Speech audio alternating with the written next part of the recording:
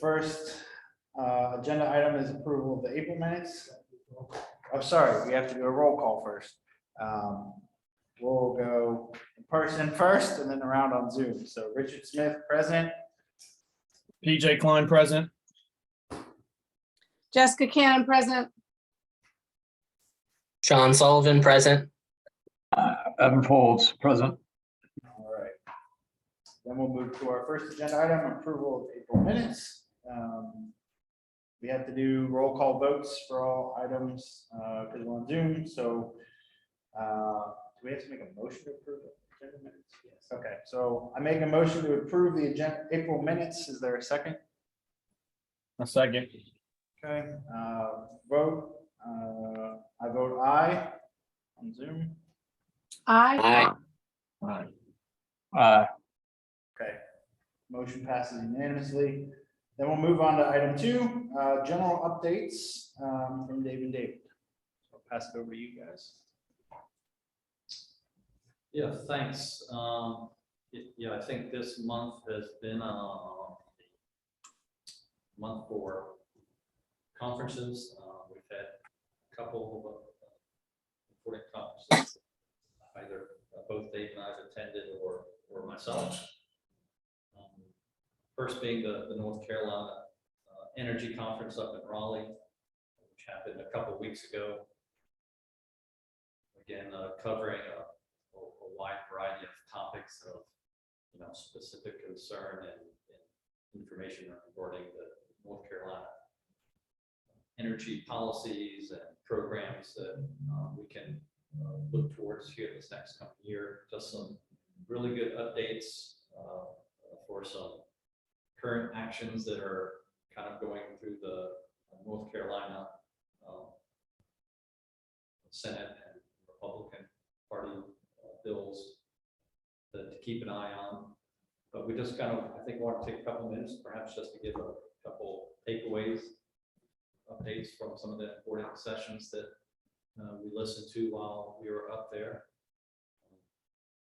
Dave, I'll hand it off to you first, and perhaps I'll follow up. Sure. I attended a couple of sessions that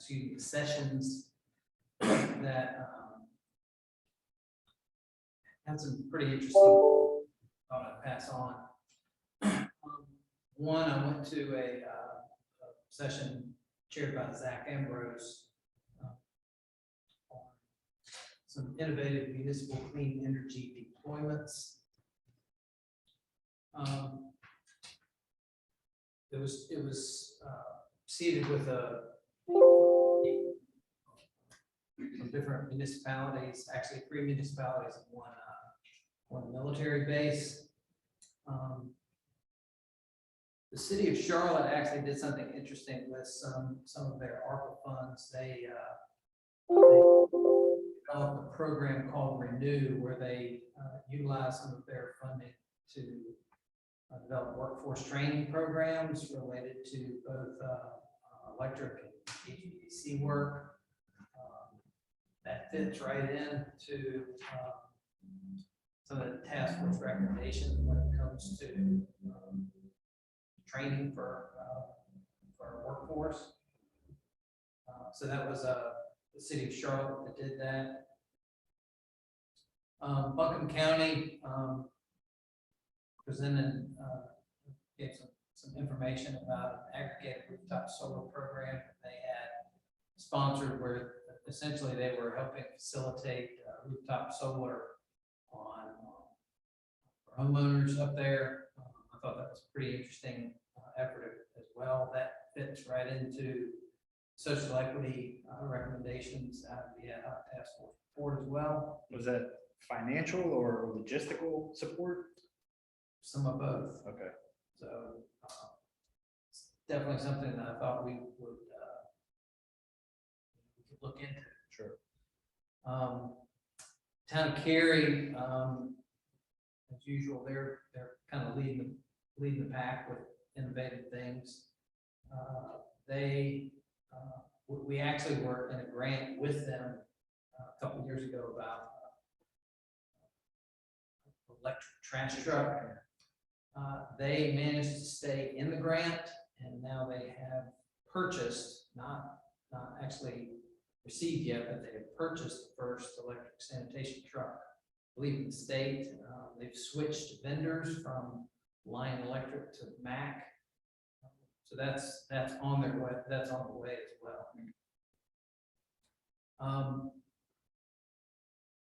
Went to a session on the planning for demand charges related to EV charging. That was a pretty impactful thing. There was a lot of concern and a lot of thought went into how to manage it. I was pretty impressed by, there's a company there that gave a presentation about basically using containers, like shipping containers, to develop battery storage applications to offset EV charging needs. You know, demand for EV charging happens when electricity demands are at the highest at times, and they've managed to come up with ways to deal with it. They actually developed a EV charging package that charges a 1 megawatt battery for a container, one of the shipping container forklifts. That thing has a 1 megawatt battery in it, so I was pretty impressed by that. The last thing that I'd pass along is on the second day, the keynote speaker was a fellow by the name of Josh Kaplowitz. I think it's Clean Energy Americas, or Clean Power Americas. Can't remember what name it was, but he was there to talk about offshore wind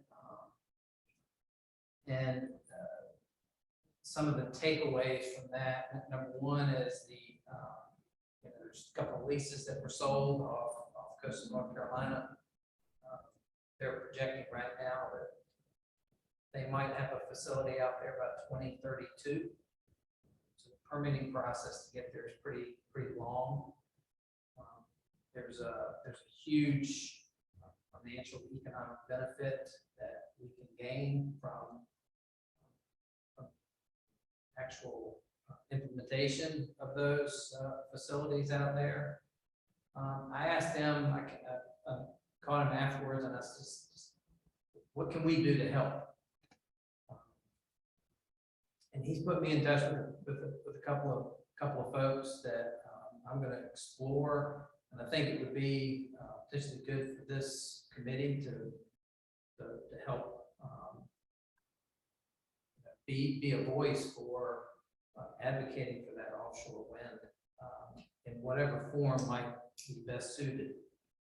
We had talked also about potential learning opportunities for not just for this committee, but for other city staff as well as our council. And I think this might be one of those such opportunities. One of the things that they said was try and get the message out early and often about positive benefits that we get from offshore wind in order to kind of offset the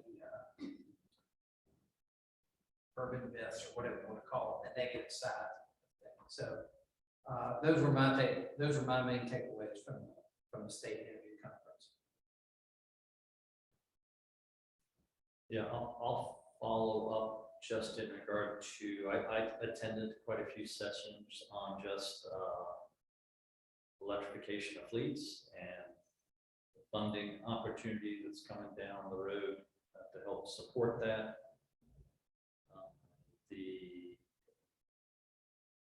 I think the main takeaway I got was one, just being, as we've all experienced, the availability of vehicles out there. They did have some representatives there that could kind of share their experiences, some other fleet managers in regard to the best way to navigate that as far as making sure your fleet managers subscribe to have a number of different sites that kind of help track the availability of upcoming or presently available fleet vehicles. So I'll be sharing those with our fleet manager here, John Fortune, as well as just again the funding that's coming down the road. I think a lot of the questions that came up while I was in there was a lot of the current funding seems to be for sites that are publicly available. So there were a lot of questions in regard to which funding should cities be looking at in regard to installing electric vehicle charging infrastructure kind of behind the fence that, you know, that is for just for use for our own city fleets. You know, which federal funding opportunities should we be targeting to identify those opportunities? Apparently, there's some additional funding coming down the pipe. They haven't fully been announced yet, but came away with sites to sign up to in order to stay abreast of when those federal funding opportunities are going to be available. So I think that'll, you know, that's one area really focus on. It's just stuff that's funding that's going to be help us put that charging infrastructure at our police headquarters, behind the fence out there at our operations center. Some locations around the city are, I would say, on hold or in flux a little bit, depending on what happens with our office space situation coming up. So we're kind of waiting.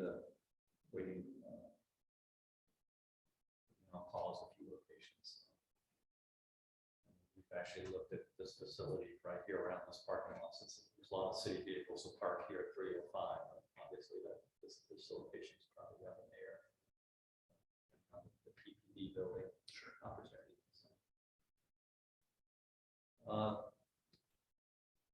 So those were my main takeaways from the North Carolina Energy Conference. And then just last week out in Little Rock, Arkansas, I attended our Southeast Sustainability Directors Network annual meeting.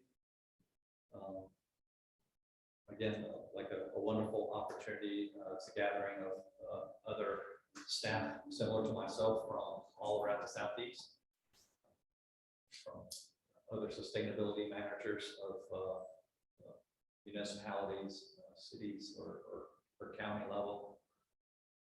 And it's a conference every year where we just come together, sharing up ideas, particularly here in the Southeast, where many of us are dealing with the same kind of issues, whether it's addressing clean energy goals, reducing greenhouse gas emissions, or electrifying our buildings and or fleets. So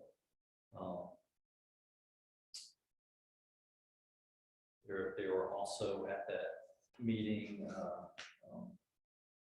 speakers that were brought in both from the EPA as well as the Department of Energy. So we really had some great direct contact with those representatives that ask questions and hear about the opportunities that they're looking forward to. So I would say from the EPA, the big one that's coming down the line is the climate protection grants that will be targeting anything from, again, fleet electrification to funding opportunities for both clean energy and greenhouse gas reduction efforts. They were definitely some coming down through both they're going to be recently announced or upcoming to be announced from the Inflation Reduction Act. So again, kind of staying on top of federal funding opportunity that's coming down the line. I would say again, the big takeaway again from this one were opportunities looking at city fleet vehicles, municipal fleet vehicles, and it seemed like across the board, that was kind of the biggest chunk of the pie in regard to greenhouse gas emissions and where people are really targeting their efforts. Those are kind of the updates from kind of our recent meetings here over the last couple of weeks. I don't know if anybody else from the group attend the energy conference up in Raleigh. I typically attend, but I wasn't able this time. Gotcha.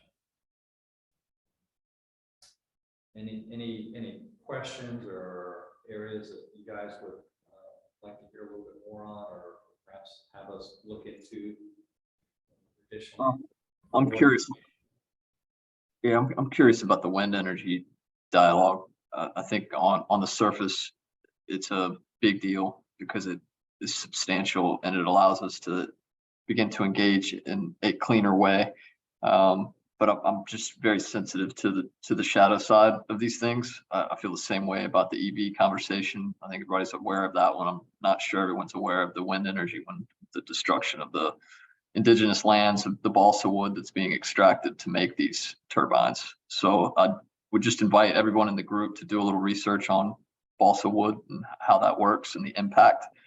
And I think it's important that we draw at least circle the concept of making sure that the supply chain of what we're endorsing is actually accomplishing what it is that we believe it to be, because often it doesn't.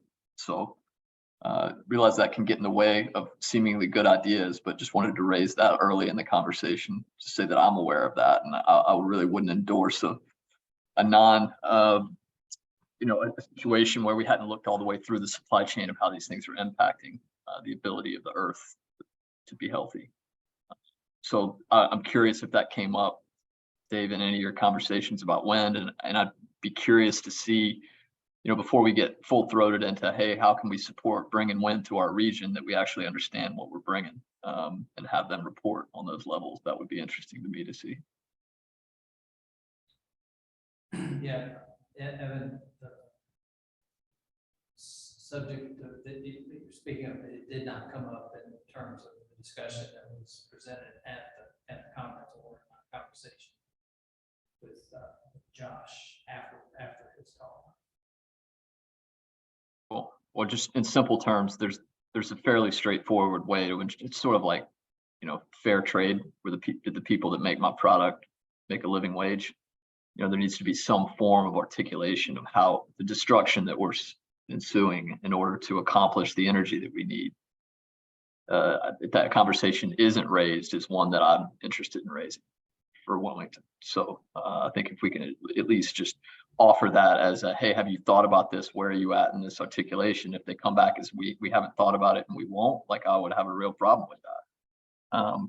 If they hadn't heard about it, let's talk about it. But I'd be just curious on where they are in that conversation at this point. Well, what is the issue? I haven't heard about balsa wood being a problem. Yeah. I just did a little web search while I was talking, and I'll put a link in the chat just so you can read about it. But essentially, it's the balsa wood is flexible hard wood that's identified and used for a large majority of the turbine, the blades themselves. And it's just extraordinary, the destruction that's being had in the Amazon, where basically they're going in without asking indigenous cultures and just extracting the way that we do, So it's sort of like mining precious metals and rare earth materials, in order to accomplish EV batteries. It's the same type of conversation. It's just one that's not as known about. I don't see how I can share in the chat here, but if you just look up balsa wood and wind turbines, you'll get there. Yeah, or perhaps share that link in an email. Wouldn't mind taking a look at that as well. Yeah, I can do that. Up in the chat. I know they're certainly looking at the impact as far as the siting. And, Sean, I'm sure you can talk about that quite a bit. Yeah, I mean, they have to go through environmental impact statements. They submit various reports to the federal government. They have a lot of communications with the public. How active they are kind of depends. I think they try to post things on LinkedIn, But, sometimes they're not posted in good enough times for everyone to join. And I think Is some of that? here, I mean, it's in the Northeast, it's pretty well known. I think here it's still not communicated all that well. Has some of that Happy work meeting. already, has some of that work already been done in regard to the Wilmington East sites? Yeah, they do like I think it's an environmental review, probably even leasing the areas. But there's follow-up to that when they have more like site-specific sort of data. Yeah, there's just like there's a certain path they have to go through with the federal agencies before they get approval to develop it. To even offer the lease as well? Don't they have to do some of that work before they can even offer the lease?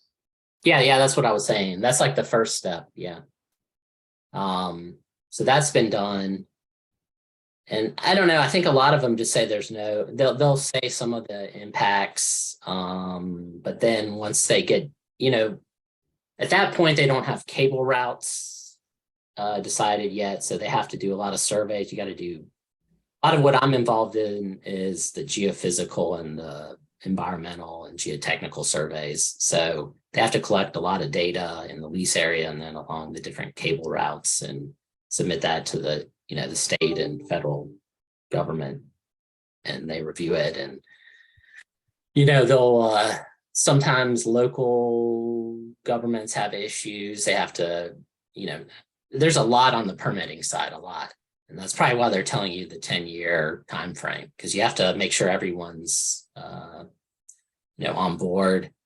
They also have to talk with the tribes a lot, because in the past the water that they're trying to build these wind turbines are located in areas that used to be exposed, and potentially native people could have occupied those areas. So you have archaeologists involved, and you have to have them review all the data, make sure there's no cultural impacts, that sort of thing. There's a long list. I can try to get some stuff together, share with this group. Yeah, that could be helpful, Justice. I think as much as we can educate ourselves, not only the siting of these sites, but as Evan was referencing, what goes into the manufacturing of the turbines as well. Yeah, I mean, what I hear about the supply chain is just the difficulties with, having the resources in the US to get this stuff done. So there's kind of a bottleneck in that, and a lot of kind of you'll hear a lot about job opportunities, and you just have to keep in the back of your mind that until we have trained people, a lot of it may come from Europe because they have a lot more lead time than we do. So, I mean, that's an important aspect, and you have to train, people from the US to do it. They're doing that in the Northeast. I haven't seen much on here, although I thought I saw something up at kind of close to Kitty Hawk where the lease is farther along in the permitting process. Like they'll train some of the people up there, that sort of thing. At the energy conference, did they talk much about onshore wind? I mean, offshore wind helps communities close to the coast. Did they talk about anything onshore around our more populated areas of the state? PJ, they mentioned one project. Actually, I think about it, it may have been two projects.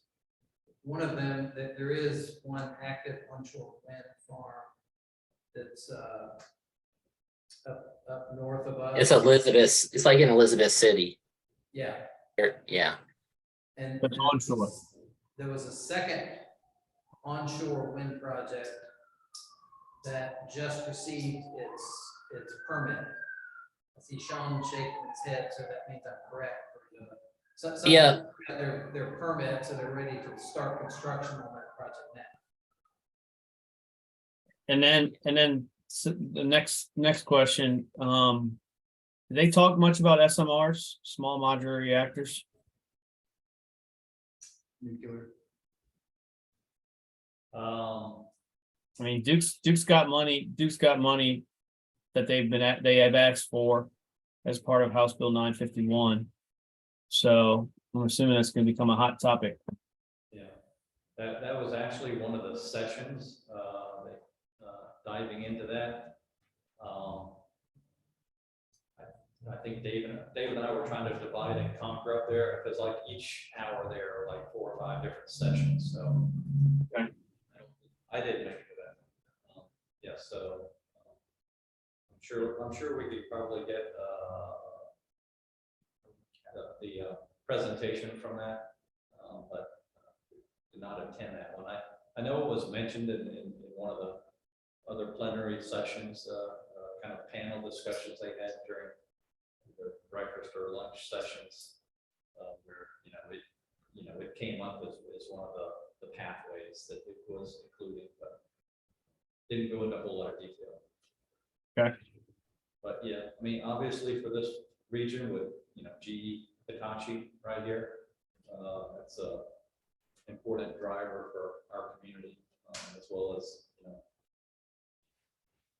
it's on one of Duke's planned pathways. So yeah, it'll be interesting to see as they release their next integrated resource plan / carbon plan update in September, if there are any more details in regard to SMRs are included. Hey, Dave, without getting too far into the weeds, can you point to or describe a basic thumbnail sketch of how much money is coming down the pipe and what it's allotted to? Do we have a sense of that yet? I know you talked about it briefly. I mean, overall, it's in the billions as opposed. I mean, it's multiple times greater federal funding in total coming down the pipe than as this is a generational opportunity in regard to accessing a variety of different kind of funding. So, of course, each grant has project limit sizes, how much funding is going to go per project. So Have you seen a summary anywhere like promulgated from the state? I mean, I know it's so many. And I'm sure I can send a slide out. That'd be awesome. for this I meeting. want to get my head around what we're looking at. Yeah, it's almost hard to get your head around how much, in total funding is going to be available. Okay. It's kind of like a fire hose right now, as opposed to funding coming down the line. Sorry for all the sirens.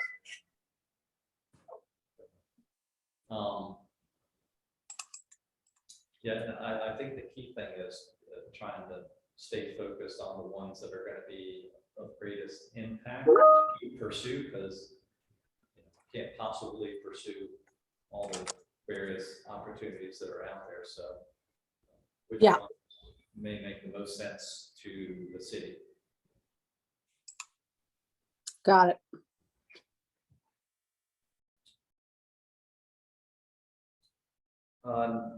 Next, still under item number 2 on the agenda, we just wanted to give a couple of dates. Again, sorry for all the sirens, if y'all can hear it.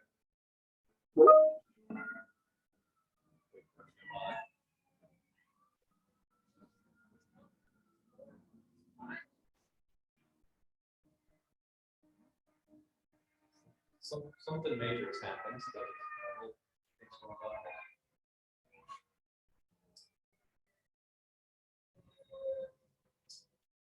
I'll pass it off to Dave in regard to a solar trail lighting project the city is. So again, so this is for y'all's information. Really no action here, just want y'all to be aware. Over on the Cross City Trail near the Flying Machine Brewery, there's a section of Cross City Trail that crosses from neighborhood across the spillway Vernon Pond comes around the backside of the brewery. There's been some issues with lighting back there.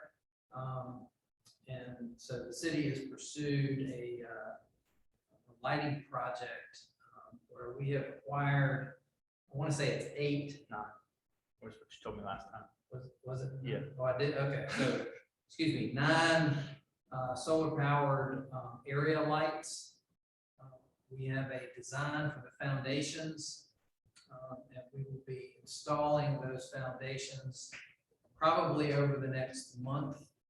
And then afterwards, traffic engineering will be probably hiring a contractor to install the lights.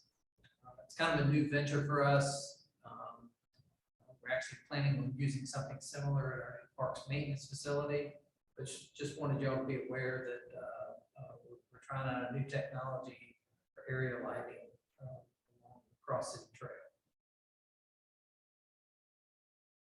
I would again, I mean, we talked about in the briefing, but I would also just say that we should make sure that the city's publicizing any of the green stuff that we're doing. I mean, these are, the way I look at it is these are green initiatives that the city's undertaking, and the city should get credit for them.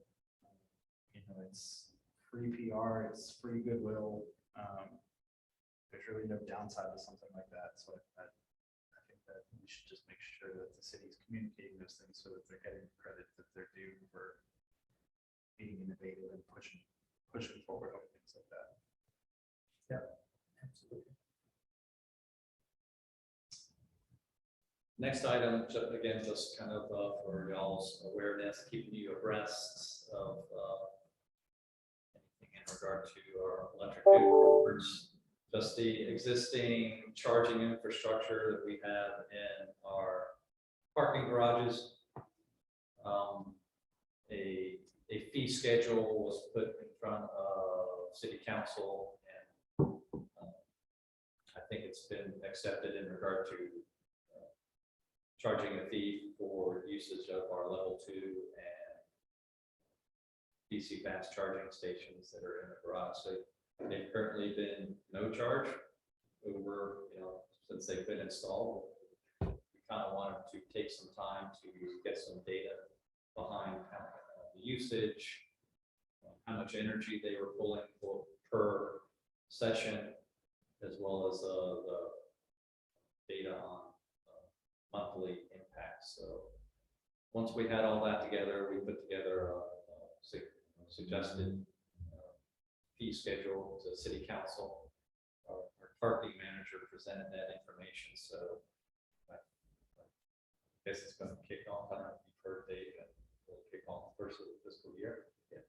So July 1, there'll now be a usage fee, which I believe is 19 cents per kW for the level 2 charging stations, and about 34 cents per kilowatt for the DC fast charging stations. And this is just simply to cover the cost of the electricity. That was one of the city council's concern, is that we were providing fueling up electric cars for free, where we weren't providing any kind of service like that for gasoline cars. So How does that compare to gas? go ahead. How does that compare to gas, that price? Still significantly less. I think like for using like the average charge for a level 2, I think was coming out to, I don't know, $6 or $7 per session. And maybe like $10 for the average length session for the DC fast chargers. So, I mean, don't we have that as in comparison? How far does that get you? Like, just maybe it's not available. I'm just curious. Evan, I can give you a comparison from the Nissan Leaf that I own. Yeah. When I would charge my vehicle at my house, it would cost me about $6 or $7 to quote fill it up, versus going to a gas station for a small compact car might cost you $25 to $30 to fill it up. All You right, might be able to go a little bit further in the gas car, but ballpark. Yeah, cool. Thanks. yes, sir.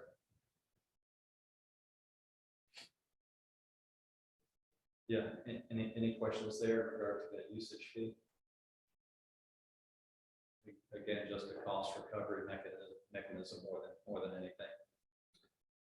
Again, I would just put forth to make sure that that's how the city presents it when it gets implemented. It's just, yeah. This is not Cost a- recovery. Yeah, this is just cost recovery. This is not a for-profit enterprise or anything. You know, we're not making money off of this. We're just trying to keep it. And last, on this section is just a new committee member update, just trying to keep you all abreast of what the process is. I know our city clerk still, she's got one application on hand. Potentially, I think another applicant is in the process of applying or already has. You know, we hope to move forward with, we need to speak to Penny, I think, in regard to if we get to see those applications and review it ourselves, or if it's just something to do internal. So that process is still moving along, albeit a little bit slowly, so stay tuned.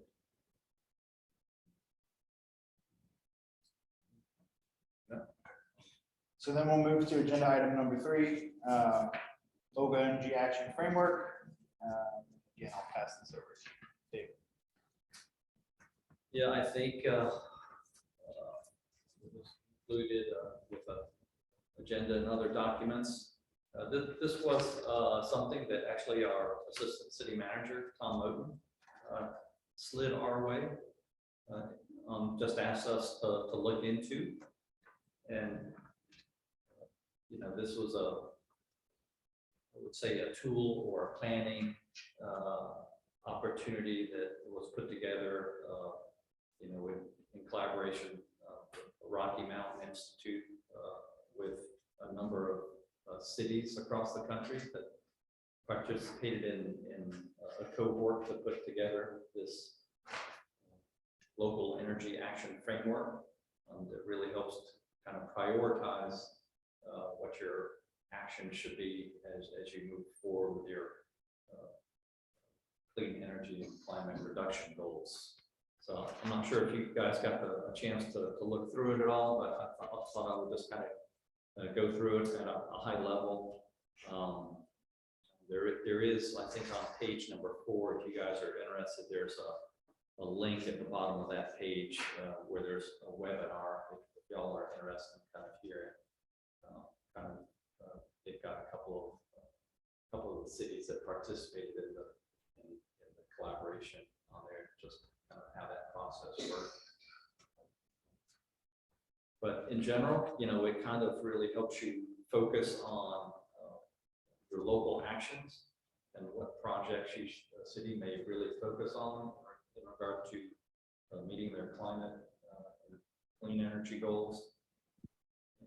It's kind of similar to, you know, what we've been talking about in regard to some of our recommended action items. They really focus on those initial steps being at the local level, you know, things you can do to make your buildings more energy efficient, targeting your fleet in regard to, you know, again, the fleet is a big chunk of a lot of cities' energy usage. So looking at ways to, you know, target the most viable vehicles to electrify the fleet. But again, you know, perhaps participating in some of like utility customer facing programs that can help you defer some of your energy usage, that demand flexibility programs that Duke Energy offers could be a really useful tool for us to consider. And again, doing things like on-site solar. So whatever ways you can reduce your energy demand, reduce your usage, focus on local solar as opposed to, looking at obtaining solar from offsite somewhere. Which, as you go through the information here, you'll see almost all of the cities that were in the collaboration. Almost all of them will have to look at some sort of offsite renewable in order to meet their climate reduction goals. But, I think this could be a good tool for us to go through. Again, I just got some of this information the last week or so, so I haven't been able to dig into the details, but I plan on contacting RMI. They're the ones that have the tool and information in regard to implementing it. So I think I'll be reaching out to them in regard to perhaps getting a hand on. I think it's an Excel-based tool that kind of helps with the initial planning. Just in regard to what it would take if we were considering implementing this planning-based tool here in Wilmington. So I think the biggest challenge in listening to the webinar that they have is obtaining hourly-based energy use data from your utility. That was the big struggle that a lot of the cities had, was just the time involved in regard to gathering the data. But once they did have it, it really gave them kind of a clearer picture in regard to, really where their big energy use areas were. Help them focus and be able to plan what actually needed to happen in regard to meet their clean energy goals. So, just for example, perhaps like looking at page number 9. I'm not sure if y'all have the document there in front of you, but it's both a little example of Boise, Idaho versus Miami-Dade County, Florida. And you kind of see where their big energy use impacts were, both what they are already measuring and what they forecast that they'll anticipate implementing in the future. So like for Boise, it's like they're planning on building both a new water facility as well as a new airport that they are going to have a huge additional energy impacts from. Granted, here in Wilmington, we don't own either of those type of facilities, which are energy use facilities. But it does just kind of give you an idea of kind of the planning and areas to consider when utilizing the tool. Yeah, what do you think about the number 4? Local government should purchase offsite renewable energy, especially non-solar resources, to fill the remaining gaps and achieve their 100% targets. Which page are you on? It's the executive summary 4. It's just the last item of their bullet points. I mean, just looking at that image you sent, it's like, or on page 9 is negative 127.7% for Boise, Idaho. I wonder if that state just can just purchase wind, and maybe not something we can really do here. Yeah, again, I think it depends on area of the country that we live in, as well as kind of, I don't know, what are the goals of the city,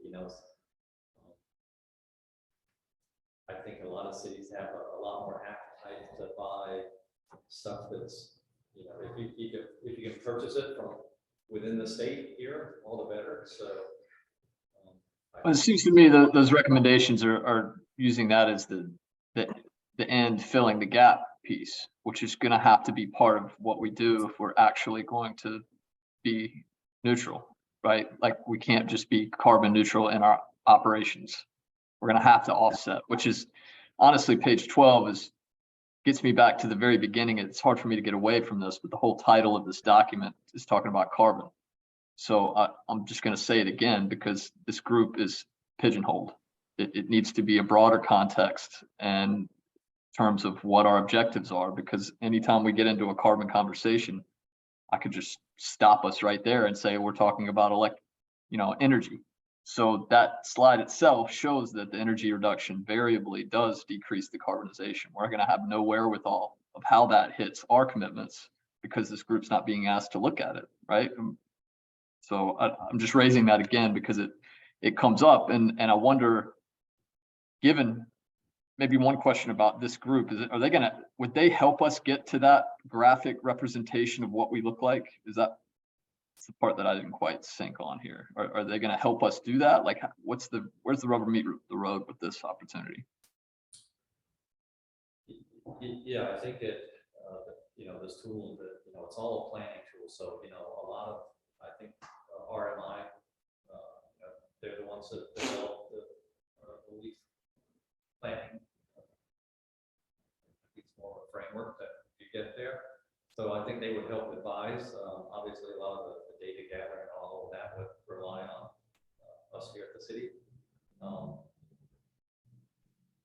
And you're absolutely right, Evan, that the carbon discussion is always going to be a part of our conversations here, just because it is so tightly interwoven with the mandates of this committee here, which is focusing on clean energy. But all of the steps that we're taking, all the actions that we can do to improve our reliance on clean energy and incorporating it, either on site here at city facilities or advocating for it as being more part of the Duke Energy grid. All of that's going to have a direct impact on our carbon, on our emissions, our greenhouse gas emissions. So while we're not directly mandated to focus on our emissions, every bit of effort we put into the action items that we are working on are going to have a direct impact on. Well, I think that's the point. So again, my instinct here is I'm a thorn in the side possibly, but I believe that It's like you're bringing up an important. Well, it feels that way because I feel like the directive has been given and we're operating with half the story. So my instinct in that scenario is to go back to the mandate and say, well, are you aware that we're working with half the story and how could we work with the whole one? And I've sensed a resistance in this group to have that type of communication to council. So I digress at that point, but I don't know, y'all. It just feels like a half-baked thing here, and I would just go as far as to say also that the sense of carbon as the enemy is a very touchy subject. I'm compromised by it. I do not think the science behind climate change is settled. Personally, I also happen to believe that everything that we need to do to engage in the reality of a human impacted climate needs to happen anyway. So I'm actually confident that given a fair and open conversation, we could come to an understanding of how to navigate these channels together, meaning the people that don't believe climate change is a thing and the people that think we're going to die. There's a balance there that I believe that we're not speaking to. So if we can't speak to it, it's sort of like, I'll just speak from a personal standpoint. I'm really not as interested to engage, because we run into these walls that we can't speak to. So I'm just challenging this group to be a little bit more forward leaning in terms of what we actually want to accomplish here, rather than being dealt a half hand is my opinion. So I don't know how that lands with other people or what that means even. It's just a little hard to get around. We do also provide an annual report to council on our greenhouse gas emissions and the actions we've taken to minimize and reduce our emissions every year. So, not only do we provide the annual report from committee year, we provided our first one earlier in the year, actually back in November. We also provide a greenhouse gas emissions report. So we do engage council in regard to that action. That's something that they're expecting every year from. That comes more from the city staff side of things, since it wasn't a direct. Yeah, I was referring specifically to our group. We talked, I think it was last month or the month before, remind me, we talked about maybe doing a short missive each time we meet, summarizing what we discussed and maybe sharing it with council so they could remember that we're here and that we're working on these things, or did we make a decision about that? I can't remember.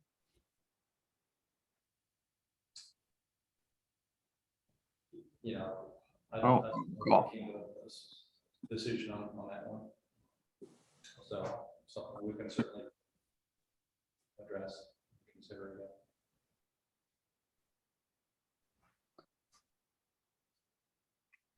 I have 2 points from this presentation. The first is if we look at pages 8 and 9 that compare the different impact of energy actions on the municipal load.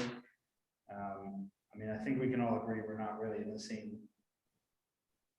Like what happens in Boise, Idaho is not serious. It's not relevant to how the environmental conditions we're facing here. But Alexandria, Virginia, and to some extent Miami-Dade are kind of north and south of us. And in both those instances, you look at energy efficiency maximization is one of the strongest.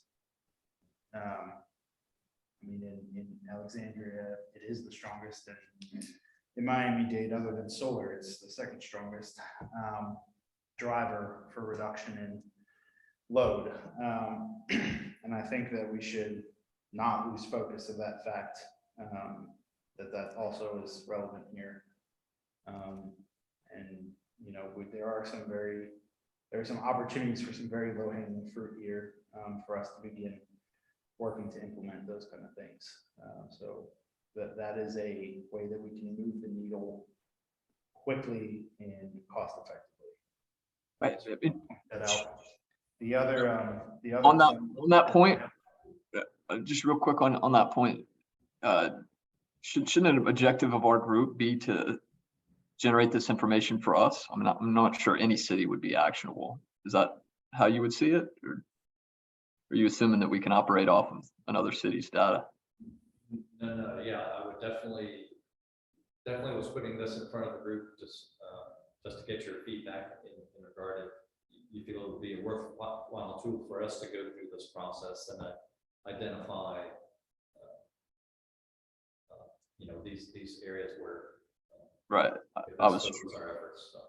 Gotcha. I was just reflecting to what he said there. Just And curious. the other thing is just here, they have this kind of general statement on page 16 about an opportunity for load shifting, your EV charging to reduce carbon. I take issue with this slide mainly because they're basing this statement on example of a local government with solar as their only renewable energy resource. But to me, they don't give you a y-axis on this graph, which I think is pretty telling. I am of the opinion that here in North Carolina, in the city of Wilmington, we don't have anything near the capacity of this yellow line that they're trying to present as an opportunity, to make that as an opportunity for us. What I see this as is this is an opportunity for Duke to really capitalize on their demand charges for us. If we were to shift without that solar infrastructure in place first, your cost is going to go through the roof if we were to do some load shifting where you say, okay, our EVs are charging at night and we want to shift that during the day. Your cost is going to rise exponentially. So again, this is a general statement from RMI, but it's something I think, if you're just Joe somebody, Mr. Fleet Manager, who doesn't know anything about electricity costs and that kind of thing, this looks like a great opportunity. But you have to go one layer deeper and see that this is really, in my opinion, this is a financially dangerous slide to publish without the caveats that you really need the solar infrastructure in place before you attempt something like this, because otherwise your cost is going to go through the roof. Again, not saying that, hey, city staff is planning on doing this tomorrow or anything, but just as a general like kind of statement, this slide I have qualms with. Yes, and every city's gonna be a little different. Correct. So, I've worked with the RMI staff previously on, not just myself, but North Carolina. RMI was hoping to support it. Yeah, they're pretty sharp individuals over there that are used to working on things across the country and make sure, have staff that are super helpful depending on what part of the country you're in. They're well versed in the various utilities around the country. What, so this is a sales pitch, right? Basically for their tool, I'm not even sure if it's for sale. I think they. or is it a free tool? I think it's a free. Okay. Okay. I'm just curious. Again, like you said, it's something for us to consider whether we want to implement. And I'm just curious if there's a financial cost associated with that, or it's just participation based. Yeah, again, I'll get some more information. So, I have to actually go here in a second, but just as a last statement on this front, I would support the pursuing something along these lines of articulating what our footprint is. I think it's pretty clear that until we know what we're working with, that it's really difficult for us to plan otherwise. So investment should go into an articulation of what our footprint is, given, how we operate. So if this can accomplish that, I'm not clear enough completely on it to vote on it or anything like that, but I think it's a good idea. We talked about it in regards to allocating some funding that would be available to the city to do that otherwise. So anything that would scope out what our current usages are and where our low hanging fruit is and that sort of thing seems worthy. But I've got to go do school pickup, so I'm gonna have to cycle off. I hope that doesn't disrupt the quorum, but maybe it will here. So, We don't have any voting. okay, No, nothing to vote on. okay. All right, well, apologies, I have to leave early. Hope you all have a good rest of your day. Thanks. Thank you. Thank you, guys. Yeah, while we're really good with tracking our utility usage on the monthly basis, I think, this tool recommends you, again, look at that hourly load data, which I haven't reached out to Duke Energy in regard to getting that for each of our facilities. I'm not totally sure if that would be an easy process or be very. They'll provide you usage on an hourly basis, not actual demand, unless you have I think it's over 1,000 kilowatt draw. I think unless you're over 1,000 kilowatts, they won't provide you with a smart meter that'll give you demand. You can sign up for it. It's $100 install fee and then $20 monthly fee. But otherwise, they'll make it difficult, but they'll provide you with usage data, which can give you some helpful information. It's not as, obviously demand is a big chunk of that, but that's what you can get from them for free, basically. So, yeah, I think my follow-up for this would be like, reach out to RMI, see if this is a free tool that they provide, or if it's a financial investment. I'm not as willing to jump into the financial investment pool if it is. I think there's a lot of this data that we can compile and draw conclusions from ourselves. I don't think you necessarily need an engineering firm to tell you that, depending on the cost of it. But if it's a free tool, absolutely, I see no reason to not participate. They have good case studies here, it shows useful data.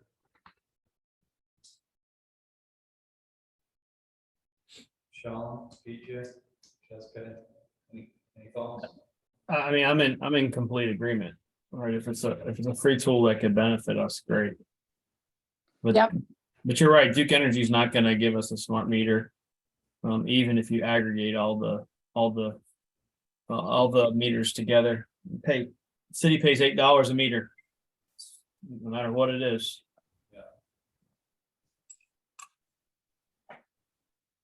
Yeah, that's, Yeah, I agree. Well, yeah, we should find out more about it. I was trying to read this link and I can't see where it says, what we have to do to even, it just says we help local governments, but whether it's a cost or free, what they do would be good to find out more. I'll reach out to them. Get the next level of information, so. Yeah, I think, yeah. Again, kind of came across our desk. Yeah, on our well, and I system. think it's a positive that the deputy city manager is engaging with things like this. I think that's a positive sign, and I'm appreciative of the fact that there's someone besides you in the city government that's interested in these things and engaged enough to push it to us, so. Tom's very supportive. So let's move on to our last agenda item, the EECBG update. Yeah, and I included this kind of after my meeting, my conference last week with SSTM. Again, as far as the EECBG grant, that's the funding that it's been prescribed to the city. I think that's about $173,000. So not a huge amount of money, but definitely something we can work. And some of our, there's two different routes you can go with it. You can go just kind of picking your own energy efficiency project that kind of meets, if y'all remember, there was like 14 different categories you could fit under. That, and by doing that, you kind of go down the typical federal grant process, which it means a lot of paperwork and a lot of information that you have to provide back to the Department of Energy. I don't know if anybody's been through a previous block grant process, but it can be quite tedious with the amount of paperwork and information you have to provide back. So I think they learned from the last time they offered a block grant like this, and so now they're offering these blueprint type projects, which are much more streamlined in the amount of information you have to provide back to them. There's expedited review of your grant application, as well as the big part is they'll assign some technical help and assistance to the process if you pick one of these blueprint guidelines. So are there projects that we have in mind, or is this kind of just like an FYI, here's some new guidelines that we're going to try to use? No, a couple of the ones that we've already been discussing, one being the fleet transition study. Mm-hmm. That falls within one of the blueprint guidelines. Yep. As well as the Solarize campaign. That also is a blueprint project. Yeah, I'd love to see some of the, I beat this horse before, but energy efficiency, which they have the first ones about energy audits and auditing upgrades. Yeah, that's absolutely one of the ones that's been on top of our recommended action items is energy efficiency. So Okay. that one could fall in there as well. So correct me if I'm wrong, but it seems, I think city council has felt like we can use this money towards the fleet study. It seemed to be the message from that, correct? Because they did not include the fleet study into the budget for next year, correct? I think was the conversation. Right, so Well, so per the direction from this committee, Right, you requested. we submitted Yes, it as yeah, part of the budget. Yeah, request. absolutely. That's not The good. latest version of or the official version of the budget that was presented to council at the first meeting in May did not include that request. Right. That was not at city council direction. Understood. However, it clearly falls within the guidelines for how we could potentially use this money, and that was the reason that it was not included as part of the budget presentation, because there's another opportunity, funds have already been identified that don't impact the budget that may have an impact on the tax rate. So that's essentially the pathway that we arrived at. Who made that decision? To, like you said, that to not present it in the budget to city council? Well, it goes through a process. Right. Right, so, And so I'm asking, at what point, like, you made the recommendation that it should be included, it went through the process, and on the other end, it wasn't included. So I'm kind of curious, which step in the process did it fall out of the budget? kind of hard to say. Or why? Right, it fell out of the budget where, but why was it not picked? He just answered why. He said because whoever said that we could use, this money is already identified as something we could use towards the facility. Yeah, the process is we submit the budget, we meet with the budget office, and we meet with the manager's office collectively as a department. Clearly identified at that point that was an option to fund this. And then between that point and the submittal to city council last week, that's when, moved as part of that process, by the manager's office or by the budget office or a combination thereof.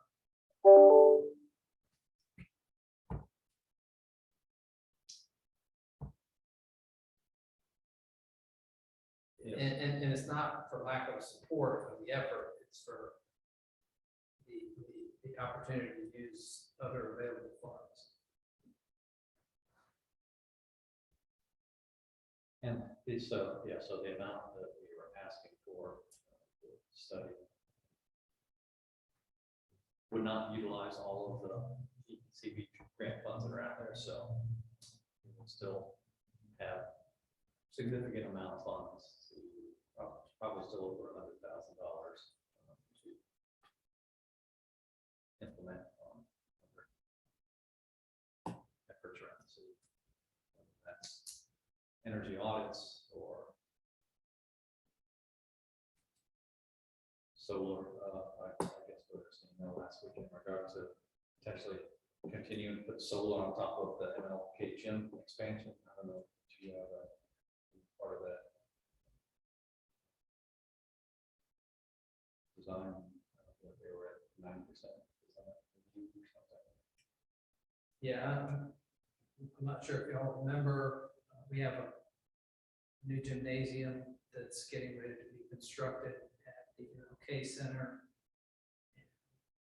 That facility right now has been designed to include features that make it solar ready.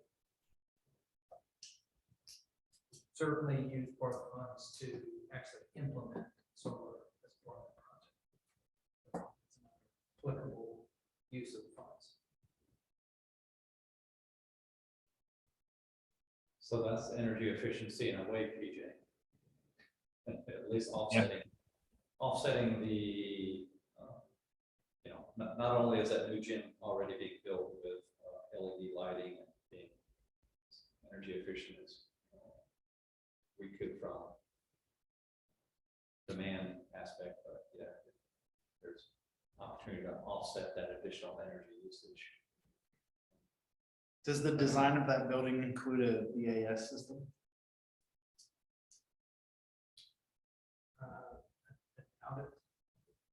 One does not exist right now.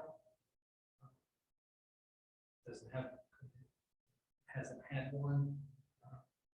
I'm not aware that it does, but I'm also not aware that it doesn't. I'm not sure if the design includes HVAC system. So not, and, you know, I don't want to get too in the weeds. Do you know how does that HVAC system operate currently? I mean, as far as what controls it, is it just thermostats on the wall? Sure, that's what it is. You're talking about a facility from the probably late seventies or eighties.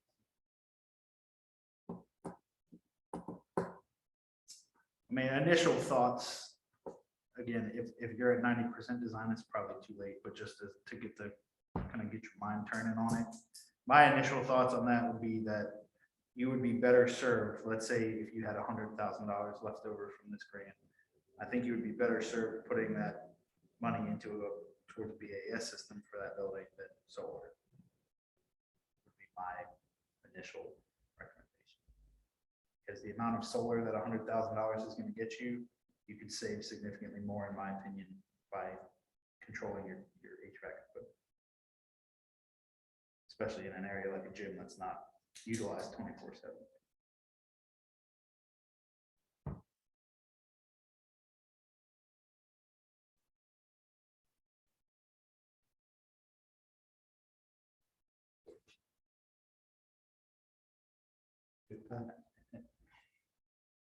And I think there's a level of missed opportunity here, just from a perspective of what we're getting through this EECBG is free money. Then there's the pool of money that the city government would have to take out of taxpayer dollars to utilize. And where it looks like a miss to me is it'd be better to spend the pot of money that comes out of the taxpayer's pocket on flashy things that are good for city government, like solar panels, green car, electric cars, and charging stations.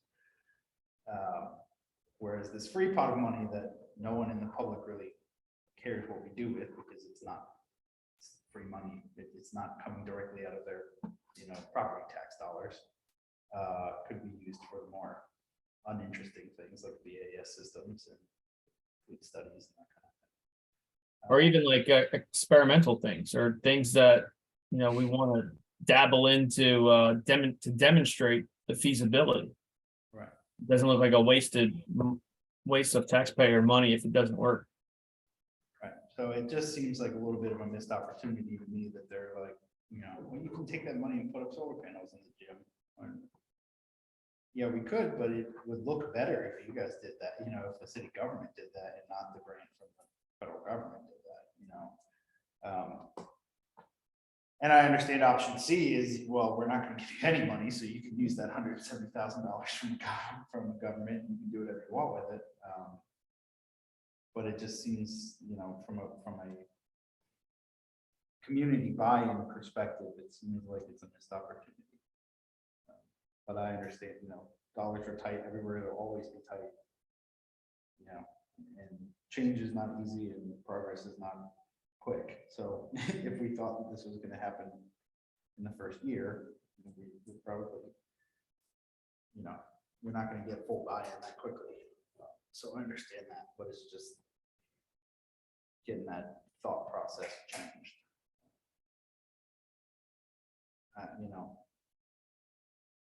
I think until you start getting support and buy-in from city government, like the people that control the dollars, we're gonna struggle. There are things that you can do that don't cost money. I mean, that's the main part of my day job, is reducing energy usage without spending dollars. So there are things you can do there, but eventually you're going to hit a wall, especially in an operation this large, where unless you start getting support and funding, you're going to kind of hit a wall of what you can do. And I think this mentality of, well, they're going to get they get a pot over here. We don't need to give them any extra because they can use that pot. So we shouldn't give them any of the main pot is not going to be productive going forward for city's efforts in this aspect, in this, towards this goal, I don't think is going to be very productive. It's going to be counterproductive for the city. Which again, I mean, I guess I don't need to rant to you about that. I should be ranting to the city council about that, but that's just kind of where my head's at.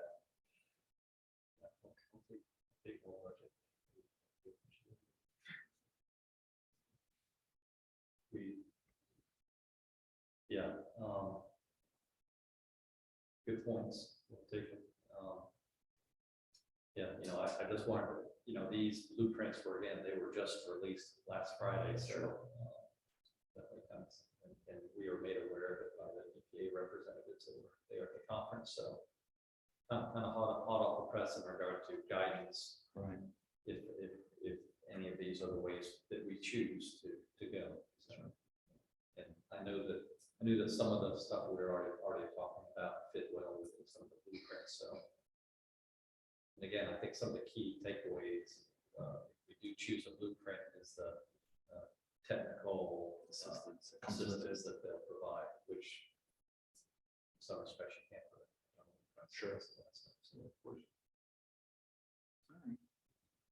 Does anyone else have any comments? We're kind of in the last 5 minutes here.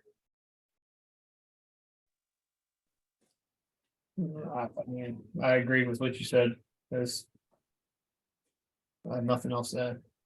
All right, well, in that case, we can go ahead and adjourn. I appreciate everyone taking some time out of the day, and we'll see you next month.